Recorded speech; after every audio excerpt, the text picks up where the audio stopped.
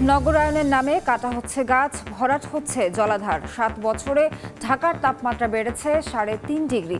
স্বেচ্ছাচারী নগর পরিকল্পনায় দায়ী মত বিশেষজ্ঞের। সময় সংবাদের সঙ্গে আছি আমি নাবিলা সোহার। গত 7 বছরে রাজধানী ঢাকার তাপমাত্রা বেড়েছে 3.5 ডিগ্রি।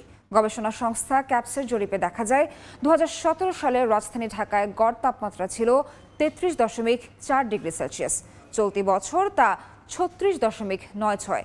বৈশ্বিক উষ্ণতা সেখানে ভূমিকা রাখলেও স্বেচ্ছাচারী নগর পরিকল্পনায় এই তাপ বৃদ্ধির অন্যতম কারণ। অসহায় পরিবেশ মন্ত্রীও বলছেন রাতারাতি এ অবস্থার পরিবর্তন সম্ভব নয়, তবে দেরি হলেও এবার নেওয়া হচ্ছে দীর্ঘমেয়াদী পরিকল্পনা। রাশেদ লিমনের রিপোর্ট।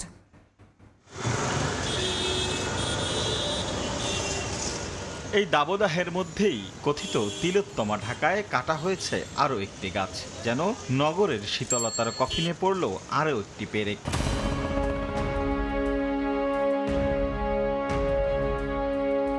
কাটা গাছের গুড়ি দেখে যে উপমাটি দেওয়া হলো সেটি খুব কি বাড়াবাড়ি হয়েছে? মোটেই নয়। কারণ এই মুহূর্তে শাহবাগ এলাকার এই খোলা আকাশের নিচে তাপমাত্রা পরিমাপক এই যন্ত্রটি বলছে তাপমাত্রা প্রায় 38 ডিগ্রি সেলসিয়াস। ঠিক তার কয়েকশো গজ সামনে অর্থাৎ রমনা পার্ক এলাকায় শীতল ছায়ায় অর্থাৎ গাছের নিচে দাঁড়িয়ে এবার পরীক্ষা করতে চাই সেখানকার তাপমাত্রা কত।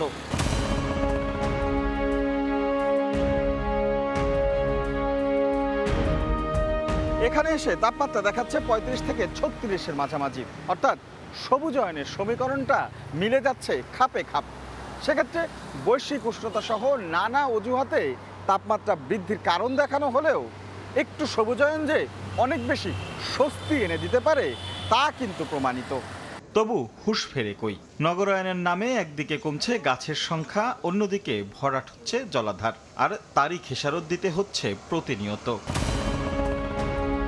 এক গবেষণায় দেখা গেছে 2017 সালে ঢাকা উত্তর সিটি কর্পোরেশনের গড় তাপমাত্রা ছিল 33.39 ডিগ্রি সেলসিয়াস, দক্ষিণে 33.50। 7 বছর বাদে চলতি বছর উত্তরে তাপমাত্রা 37.38 আর দক্ষিণে 36.54 ডিগ্রি সেলসিয়াস। সেই হিসেবে এই নগরের গড় তাপমাত্রা বেড়েছে 3.51 ডিগ্রি সেলসিয়াস। এমন দশার জন্য বৈশ্বিক, আঞ্চলিক ও স্থানীয় তিনটি ধাপই দায়ী। তবে স্থানীয়ভাবে নিয়ন্ত্রণ করা গেলে প্রভাব কিছুটা কম থাকত। জলাধার এবং সবুজ বৃক্ষ এগুলো তাপমাত্রা অ্যাবজর্ভ করে। এই শহরের কথা যদি বলি তার মাত্র 8 থেকে 9% আছে, অথচ 15 থেকে 20 ভাগ থাকার কথা। এখন আমাদেরকে এই বাস্তবতাটা চিন্তায় নিয়ে আসতে হবে, আমরা কিভাবে এই পরিস্থিতিতে মানে সার্বিক অবস্থা বা পরিবেশটাকে সহনীয় করা যায়, আমরা কিভাবে এটা নিয়ে কোপ করতে পারি সেটা নিয়ে কিন্তু আমরা ইতিমধ্যেই ভাবছি। এসব পরিকল্পনা বাস্তবায়নে সমন্বয় বড় চ্যালেঞ্জ মানছেন খোদ পরিবেশ মন্ত্রী। সর্বনাশ তো যা হবার হয়েছে বহু আগে, এখন আর এত হা হুতাশ করে লাভটাকেই।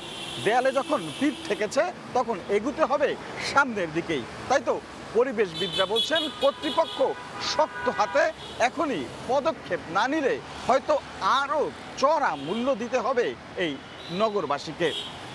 রাশেদ লিমন, সময় সংবাদ, ঢাকা। তীব্র দাবদাহ থেকে মুক্তি পেতে বৃষ্টির জন্য ইস্তিসকার নামাজ আদায় করেছেন মুসল্লিরা। সকালে রাজধানী যাত্রাবাড়ির তামিরুল মিল্লাত কামিল মাদ্রাসা প্রাঙ্গণে বিশেষ নামাজে শিক্ষার্থী, অভিভাবক ও এলাকাবাসীরা অংশ নেন। 2 রাকাত নামাজের আগে নসিহতপূর্ণ বক্তব্য দেন ইমাম। পরে নামাজ শেষে মোনাজাত করেন সবাই। চলমান দাবদাহে অতিষ্ঠ মানুষ আল্লাহ তাআলার অনুগ্রহ লাভে 2 হাত তুলে কান্নাকাটি করেন।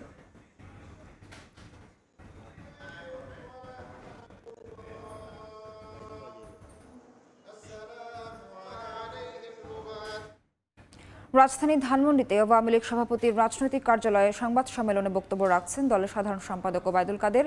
সরাসরি চলে যাচ্ছি সেখানে। অবহিত বলে সিদ্ধান্ত নিতে আমাদের সুবিধা হতো, তারপরও প্রত্যাহার কেউ কেউ করেছে, কেউ কেউ করেননি।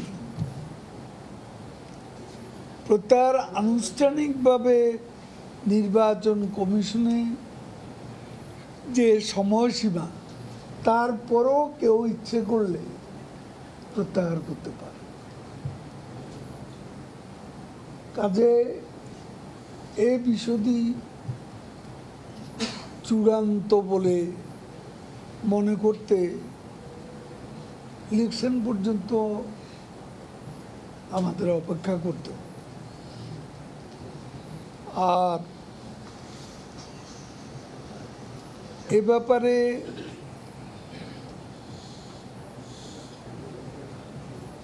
দলীয় নির্দেশনা অমান্য করলে ডিসিপ্লিনারি অ্যাকশনের বিষয়টা আমাদের পার্টিতে আছে। সময় মতো এর সিদ্ধান্ত অবশ্যই নেওয়া হবে। আমাদের দল ডিসিপ্লিনারি অ্যাকশনের বিষয়টি আমরা যেমন আমাদের গত সাধারণ নির্বাচনের পর মন্ত্রিসভা, এই দুটো জায়গাতেই কিন্তু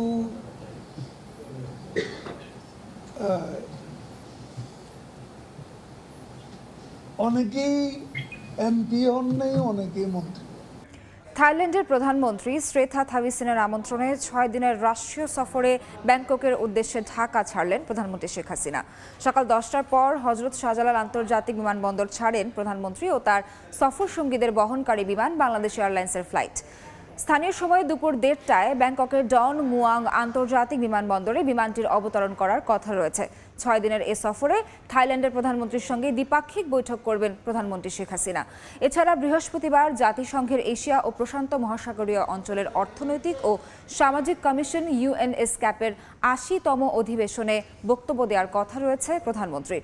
6 দিনের সফর শেষে আগামী সোমবার দেশের উদ্দেশ্যে রওনা দেবেন প্রধানমন্ত্রী।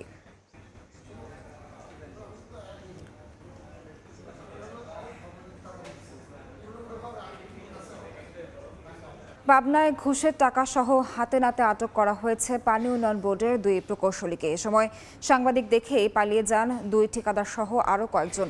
জব্দ করা হয়েছে ঘুষের 5.5 লাখ টাকা। ঘুষের টাকা লেনদেন করতে গিয়ে হাতে নাতে ধরা পড়লেন পানি উন্নয়ন বোর্ডের 2 কর্মকর্তা। মঙ্গলবার সকালে ঠিকাদার ও কর্মকর্তাদের যোগসাজশে ভুয়া প্রকল্প দেখিয়ে অর্থ আত্মসাতের অভিযোগ পেয়ে পাবনা পানি উন্নয়ন বোর্ডে অনুসন্ধানে যান পাবনার কয়েকজন সাংবাদিক। সেখানে ঠিকাদার ও স্থানীয় কমিশনার আরিফুজ্জামান রাজীব, ঠিকাদার কনক ও উপবিভাগীয় প্রকৌশলী মোশাররফ সহ কয়েকজনকে দেখা যায়। এ সময় টেবিলে বিপুল অর্থ দেখতে পান সাংবাদিকরা। বিষয়টি সন্দেহজনক হওয়ায় জানানো হয় পুলিশকে। আসলে এখান থেকে আমাদের শুনতাম যে রকম অনৈতিক লেনদেন হয়, কিন্তু এত বড় রকম হয় এই প্রথম দেখলাম। এটা আসলে দুঃখজনক, অত্যন্ত দুঃখজনক যে উনি ভিতরে এগুলো করছে। আমরা এখনো কোনো কিছু জানি না, তদন্ত না সাপেক্ষে কোনো কিছু বলা যাবে না। পরে পুলিশ 2 প্রকৌশলীকে আটক করে এবং দুর্নীতি দমন কমিশন দুদককে খবর দেয়। সেখানেই দিনভর জিজ্ঞাসাবাদ করে তাদের কাছ থেকে নানা তথ্য উপাত্ত সংগ্রহ করে দুদক ও পুলিশ। মঙ্গলবার সন্ধ্যায় তাদের আটক করে থানায় নেওয়া হয়। তাদের বিরুদ্ধে এই সত্যতা পাওয়া গেলে আইনগত ব্যবস্থার প্রক্রিয়াধীন থাকবে। আর পাশাপাশি আমরা দুদককে এই বিষয়টি অবহিত করব লিখিতভাবে। এ ঘটনায় পানি উন্নয়ন বোর্ডের 2 কর্মকর্তাকে আটক করা সম্ভব হলেও পালিয়ে গেছে অভিযুক্ত 2 ঠিকাদার। সময় সংবাদ, পাবনা। এ পর্যায়ে শীর্ষ সংবাদগুলো জানিয়ে দিচ্ছে আরেকবার। নগরায়নের নামে কাটা হচ্ছে গাছ, ভরাট হচ্ছে জলাধার। 7 বছরে ঢাকার তাপমাত্রা বেড়েছে 3.5 ডিগ্রি। স্বেচ্ছাচারী নগর পরিকল্পনায় দায়ী মত বিশেষজ্ঞের।